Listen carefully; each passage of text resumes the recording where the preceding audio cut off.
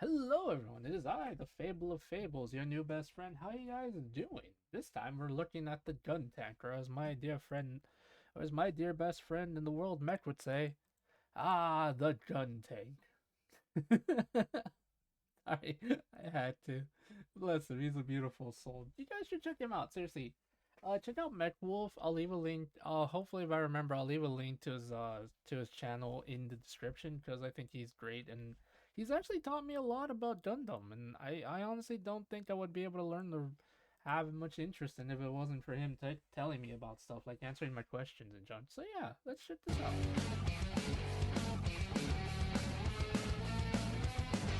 When the Federation first caught wind of Zeon's mobile suits, they were unimpressed and disinterested.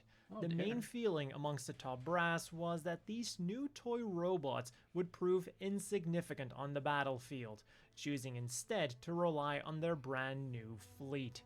But this feeling would begin to change after Zeon's new toys managed to deal an almost decisive blow against the Federation's supposedly invincible fleet. You guys are idiots. But despite this, it still took someone like General Revel to finally get the ball rolling on the Federation's mobile suit development plans. Oh, This plan received the codename Operation V, short for Operation Victory. Oh, also, to those of you who have ever played Gundam Evolution, I believe it was on Steam for a while, but due to the predatory practices of Bandai and their stupid assness, it's sadly no longer playable. But I used to play the gun tank there as well as the gym. I just wanted to talk about it. I just really thought it was a really good thing. It was my literal first introduction to many of the units, and it just makes me sad that because of the predatory nature of Bandai, or like my friend Trevor says, Bandai being Bandai. Yeah. Anyway, let's continue. And it had the daunting task of accomplishing in a few months what had taken Zeon 5 years to perfect. This would then result in the RX-75 gun tank, the Federation's first operational mobile suit, although it could hardly be classified as a true mobile suit. If only they'd had access to an online learning community filled with millions of creative people and thousands of classes on a variety of topics. Just like today's sponsor. Yeah, we're gonna skip this one. The last one we watched because I thought it was funny, but this one not so much. In order to save as much time as possible, other companies and projects were also incorporated into its development. And a few defected Zeon mobile suit engineers and scientists also lent a helping hand. The mobile suit itself was based on the experimental RTX-44 main battle tank. Initially, this machine was developed as the replacement of the Federation's aging Type 61 main battle tank, but during its development, it was redesigned as an anti-mobile suit fighting vehicle. As a result, it had significantly higher firepower than the Type 61, with two massive 240mm cannons and 4 anti-air rocket launchers. This also meant that it weighed 97 tons and had an unacceptable loss of mobility. Even though by March 20th, Universal Century 0079, 4 prototypes had been completed, they were considered unfit for combat. The RX-75 then inherited the RTX-44's general shape and ideas, but had several improvements that did make it a more suitable combat machine. Its main engine now became the Takim NC-4, a hybrid engine that combined a nuclear fusion reactor and a gas turbine. While this was a powerful combination that had enough juice to propel the gun tank, it was insufficient for energy weapons. As a result, it retained the RTX-44's physical weapons, although downscaled and lighter. The main armaments were now two 120mm cannons on the shoulders that had enough firepower to destroy a mobile suit in one shot and had a firing range of 260 kilometers. The secondary weapons were the 4-tube 40mm Bob missile launchers that the gun tank had instead of traditional hands. While these fast-firing missiles did little damage against mobile suits, they were very useful against lightly armored vehicles and aircraft. Or they could also serve as a last-ditch defensive weapon. Their range was around 20 kilometers. Initially, plans were also made for various missile launchers that could replace the Bob missile launchers, but these never left the developmental stage. Originally, 4 prototypes were produced, but it would only be from the second prototype on that the gun tank would be classified as a true mobile suit as opposed to a tank. This was thanks to the introduction of the Hervik company's core block system and a core fighter that would go inside of it. The idea here was that to make sure that the valuable test data had a higher chance of survival, the cockpit would also double as an escape craft that even had limited offensive capabilities. The 4 gun tanks then underwent 2 more overhauls, resulting in the final version, the RX-75-4. However, the inclusion of the core block system had one big disadvantage. It made it so that the body couldn't move, and in order to adjust the aim of the main cannons, the gun tank therefore had to move itself on its treads. Because of this and its lack of mobility, only 8 units were produced before production shifted to other units. In addition to the abdominal cockpit, the gun tank also featured a second cockpit in the head for a dedicated gunner. This has led to some confusion on whether or not the gun tank was pilotable with just one pilot, or if 2 were still required until a certain modification was made. It seems that this confusion stems from the first prototype that didn't have the core block system and thus required 2 pilots, versus the later prototypes with a core block system that allowed a single pilot to control the gun tank. The reason then that it was still sometimes seen with 2 pilots instead of just 1 in the core block system is possibly due to the fact that it was simply more of a tank than a mobile suit, and that the traditional job division seen in tanks was simply the most effective. Whether or not the later variants of the gun tank that excluded the core block system could also be piloted with a single pilot, look at those units. Goodness gracious almighty. Is not known at the moment. Another fun fact is that despite being mostly designed as a ground unit, it did come complete with thrusters, so it was technically usable in space. Unsurprisingly though, it was even more cumbersome in space, and the gun tank and its descendants would be used almost exclusively on Earth as a result. Even though the gun tank has sometimes been referred to as a failed mobile suit, it was nonetheless an important step in the Federation's mobile suit development and even resulted in its own lineage. The first variant was the RX-75 gun tank mass production type, and as its name indicated, it was an attempt to mass produce the gun tank. Made sense, but damn, look at those giant frickin' cannons. Good lord, man. It was an attempt to mass produce the gun tank. The biggest change, other than its overhauled aesthetic, was that it no longer used the core block system. While this meant that it no longer had the core fighter as an escape craft, it also meant that the gun tank mass production type had a movable waist, which then made it much easier to target things. Another change was that its backpack could now be lowered to act as a counterweight for increased stability during firing. Despite performing very well in its intended tasks of artillery support and bombardments, the gun tank mass production type would only see limited production and would be mostly relegated to base defense after the war ended. Still, one variant of the mass production type is known to have existed. This machine was known as the Berga gun tank and had its cannons replaced with cranes, and also had a dozer blade attached to its front, in addition to other makeshift customizations.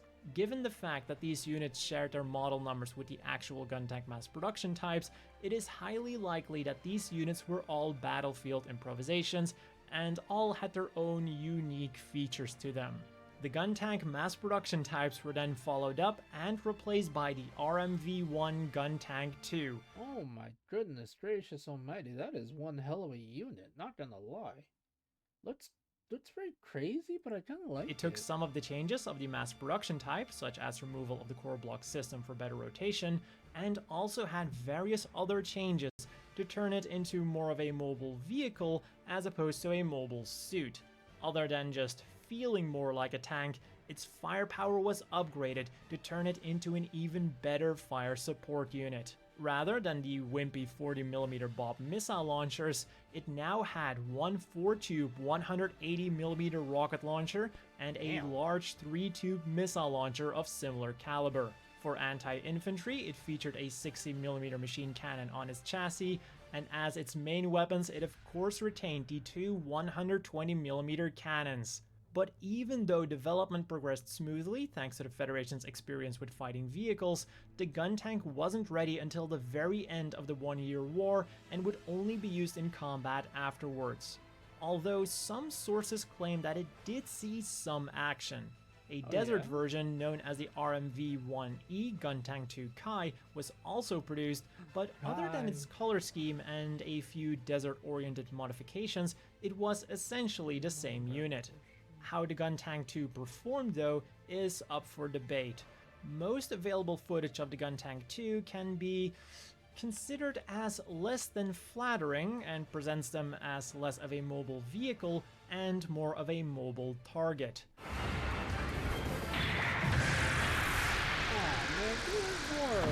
The Guntank II Kai, on the other hand, was said to have developed a reputation for having high firepower and was therefore considered as an excellent fire support unit that was a true asset to your team. This last interpretation seems to be confirmed by another Guntank variant, the RMV-3M, the local control type gun tank. This machine took the idea of the Guntank II even further. Again, it was armed with 120mm cannons as its main armament, and its silhouette was even more that of a fighting vehicle. In place of its arms, the local control type was equipped with 3 tube missile launchers of unknown caliber, and these units were mainly used for mopping up operations in Africa, where they performed very well. So it would seem that, unlike their popular depiction as just target practice for whatever Xeon they encountered, these units were not to be underestimated. One interesting thing about the local control type then is that it used the same chassis as the original RX-75, but it was turned around and now also had a dozer blade for clearing obstacles. The final cool, unit then that we have to cover isn't really a variant of the gun tank, but more like a sister unit because it was developed from the same machine, the RTX-44. Not wanting the 4 already produced prototypes to go to waste, the Federation upgraded these units into the RTX-440 ground assault type gun tank. That design is kind of... And these units were perhaps some of the strongest gun tanks to ever see combat. They came standard with a 220mm main cannon, 30mm BOP machine guns on the arms, and a flamethrower on the left arm. Optional weapons then included 56 tube missile launchers, the multi-launch rocket system, and heavy mines. And even with all of this stuff attached to it, the gun tank still had a surprising top speed and enough agility to pose a serious threat to even the latest Xeon machines such as the Goof or the Dom.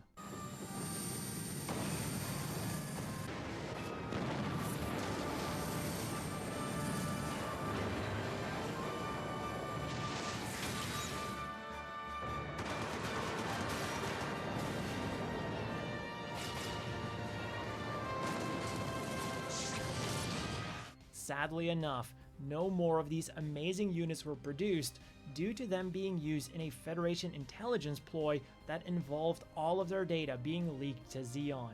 This then resulted in 3 of the 4 assault types being used in a penal battalion during the first wave of Operation Odessa, and none of them would see the end of it. Wait, a penal battalion? Does that mean prisoners? One final thing to mention about the gun tank then is that it wasn't directly developed into the gun cannon and later the Gundam, but rather they were developed alongside each other.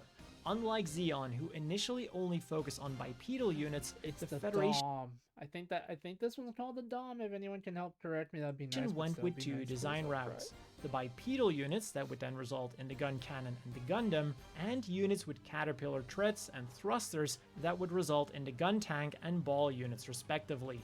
And despite bipedal units becoming the norm, the gun tank's influence could still be felt in some future designs, such as the D-50C Loto, a miniaturized mobile suit with a lot of utility. Oh my lord! Not only did it still pack a surprising punch for such a small machine, but it could also serve as a battlefield command center and as a troop carrier for up to 8 soldiers. This very successful design then resulted in the F-50D gun tank, a failed unit that never made. Oh, it's a failed unit. I kind of like this one. Why? That's rude. Don't be rude, my dudes. Why be rude? Made it past the prototype stage. This Aw. unit is sometimes also seen with the model number R44, but this designation was given to one particular unit belonging to a private museum.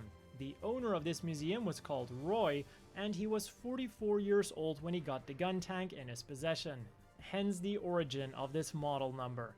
Despite the eventual failure of the F-50D, Anaheim Electronics had full faith in this unit during development and had already begun designing an up-armed version known as the Powered Weapons type. This was basically the same unit but with different weapons such as a Mega Machine Cannon and a Twin Beam Cannon. Compared to the conventional weaponry of the normal F-50D, the Powered Weapon type could have been a much more successful unit, although it is unlikely that it was ever made due to the failure of the former. But that is all for this video of development history. If you enjoyed it, be sure to leave a like and subscribe for more similar content in the future. Then all that's left for me to do now is to give a big thank you to Skillshare for sponsoring this video. Again, links down below. And of course, another big thank you to the Patreon supporters. I hope all of you watching have a great day, and I'll see you all next time.